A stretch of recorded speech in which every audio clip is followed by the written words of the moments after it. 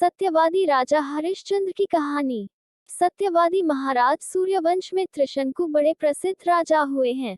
उनके पुत्र हुए महाराज हरिश्चंद्र।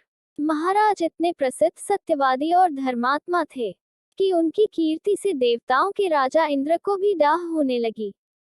इंद्र ने महर्षि विश्वामित्र को हरिश्चंद्र की परीक्षा लेने के लिए उकसाया। इंद्र के कहने से महर्षि विश्वामित्र जी ने राजा हरिश्चंद्र को योग बल से ऐसा स्वप्न दिखलाया कि राजा स्वप्न में ऋषि को सब राज्य दान कर रहे हैं।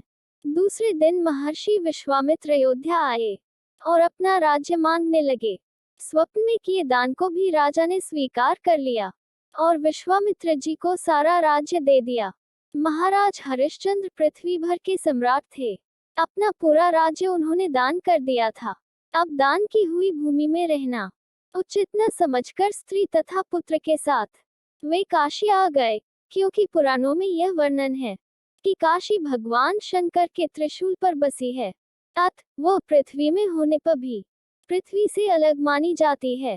अयोध्या से जब राजा हरिश्चंद्र चलने लगे तब विश्वामित्र जी ने कहा, जब तप दान आदि बिना दक्षिणा दिए सफल नहीं होते। तुमने इतना बड़ा राज्य दिया है तो उसकी दक्षिणा में 1000 सोने की मोहरें और दो। राजा हरिश्चंद्र के पास अब धन कहाँ था। राज्य दान के साथ राज्य का सब धन तो अपने आप दान हो चुका था। ऋषि से दक्षिणा देने के लिए 1 महीने का समय लेकर वे काशी आए। काशी में उन्होंने अपनी पत्नी रानी शैव्या को एक ब्राह्मण के हाथ बेच दिया। राजकुमार रोहिताश छोटा बालक था। प्रार्थना करने पर ब्राह्मण ने उसे अपनी माता के साथ रहने की आज्ञा दे दी। स्वयं अपने को राजा हरिश्चंद्र ने एक चांडाल के हाथ बेच दिया और इस प्रकार ऋषि विश्वामित्र को 1000 मोहरें दक्षिणा में दी। महारानी शैव्या अब ब्राह्मण के घर में दासी का काम करने लगी।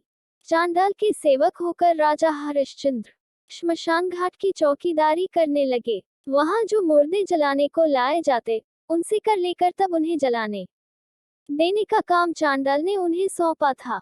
एक दिन राजकुमार रोहिताश ब्राह्मण की पूजा के लिए फूल चुन रहा था कि उसे सांप ने काट लिया। सांप का विष झटपट फैल गया और रोहिताश मरकर भूमि पर गिर पड़ा। उसकी माता महारानी शैव्या को न कोई धीरज बंधाने वाला था और न उनके पुत्र की देह शमशान पहुंचाने वाला था।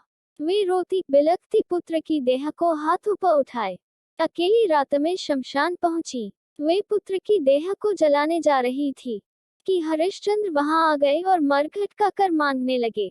बेचारी रानी के पास तो पुत्र की देह ढकने को कफन तक नहीं था। उन्होंने राजा को स्वर से पहचान लिया और गिड़गिड़ा कर कहने लगी, महाराज, ये तो आपका ही पुत्र मरा पड़ा है, मेरे पास कर देने को कुछ नहीं है। राजा हरिश्चंद्र को बड़ा दुख हुआ, किंतु वे अपने धर्म पर स्थिर बने रहे। उन्होंने कहा, रानी, मैं यहाँ चांडाल का सेवक हूँ। मेरे स्वामी ने मुझे कह रखा है कि बिना कर दे कोई यहाँ मुर्दा न जलाने पावे। मैं अपने धर्म को नहीं छोड़ सकता। तुम मुझे कुछ देकर तब पुत्र की देह जलाओ। रानी फूट फूट कर रोने लगी और बोली, मेरे पास तो यही एक साड़ी है जिसे मैं पहने हूँ, आप इसी में से आधा ले लें।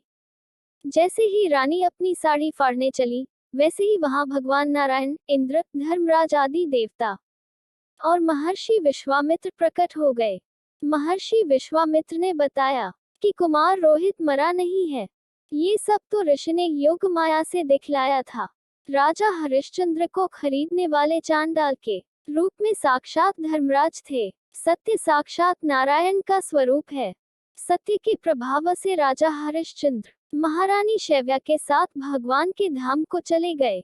महर्षि विश्वामित्र ने राजकुमार रोहिताश्व को अयोध्या का राजा बना दिया। सत्यवादी राजा हरिश्चंद्र के संबंध में ये दोहा प्रसिद्ध है, चंद्र टर सूरज टर, टर जगत व्यवहार, पै दृढ़व्रत हरिश्चंद्र को टर न सत्य विचार। तो दोस्तों, मैं आशा करता हूँ कि आपको सत्यवादी राजा हरिश्चंद्र की कहानी पसंद आई होगी। धन्यवाद।